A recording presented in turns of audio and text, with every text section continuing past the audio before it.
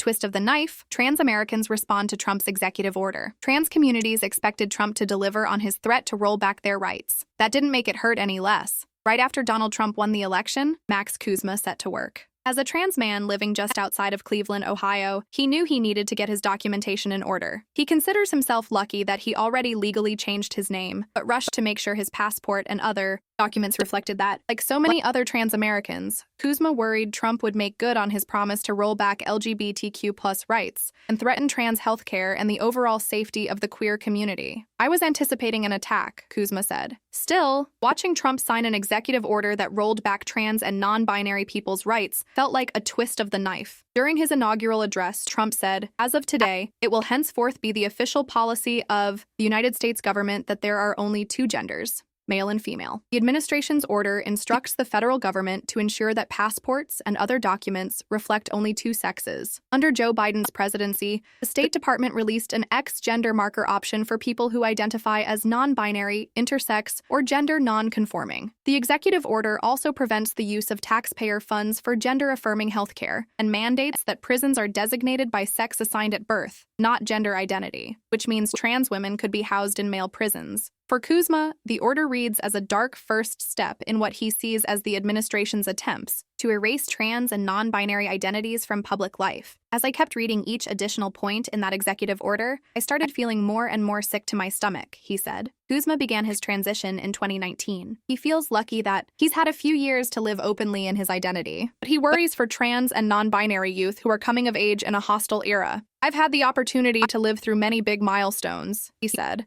"I've been on testosterone and I've had my top surgery. There's a feeling of survivor's guilt that I made it through in the nick of time. Only 1.6 million people over the age of 13 identify as trans in the U.S., yet the community has faced relentless attacks from Republican politicians as part of a larger anti-LGBTQ+ culture war being waged by Trump. Republicans spent almost $215 on anti-trans ads this election. Some Democrats also scapegoated trans youth when doing their postmortems on as Kamala Harris's electoral failure. Seth Moulton, a U.S. representative from Massachusetts, told the New York Times, "Democrats spend way too much time trying not to offend anyone, rather than being brutally honest about the challenges many Americans face. I have two little girls. I don't want them getting run over on a playing field by a male or formerly male athlete, but as a Democrat, I'm supposed to be afraid to say that." Despite their fears, trans and non-binary people remain defiant. Before the inauguration, the ACLU said it planned to take Trump to court wherever we can to fight anti-LGBTQ+ legislation. Chase Strangio, a lawyer and director of the nonprofit's LGBTQ and HIV project, posted on Instagram that the executive orders do not and cannot change the existing laws protecting LGBTQ+ rights. Many trans and non-binary people are in dark about how Trump's executive order will affect their day-to-day lives. Zaya Parisian, for example, is a trans woman living in Los Angeles. She has an appointment to get her passport renewed this week. She's not sure if she'll be able to use the correct gender marker. "I have a lot of anxiety over that," she said.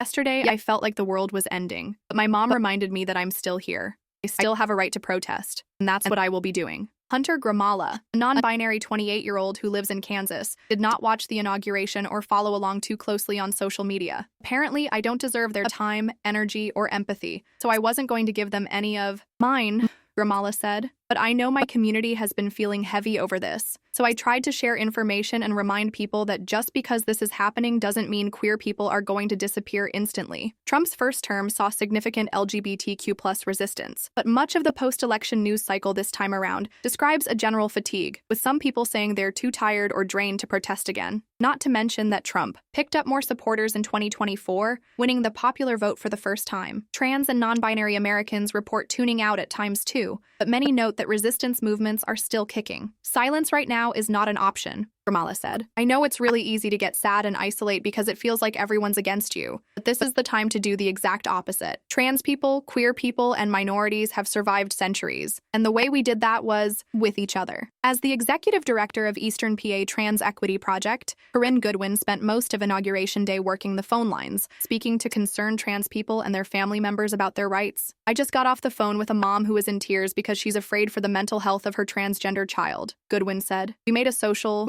Media post about a person who had their legal name changed successfully, and overnight I woke up to over 100 people sending horrible replies. I imagine that is going to continue for a while, she added. Giovanna J. Davis leads Wave Women Inc., a nonprofit supporting underserved BIPOC, trans, and gender non-conforming individuals based in Rochester, New York. She says the executive order makes life 3 times as difficult for her community. But even in the face of policies meant to erase us, our resilience and community will endure, Davis said. Today is painful, but it's also a reminder of how critical it is to keep organizing, voting, celebrating our visibility. Goodwin often uses the same speech to comfort her community. I often talk about how trans people are like sharks. If we don't keep swimming, we die, so we have to move forward, she said. Sometimes progress looks like big leaps and bounds, and other times it looks like holding on by your fingernails.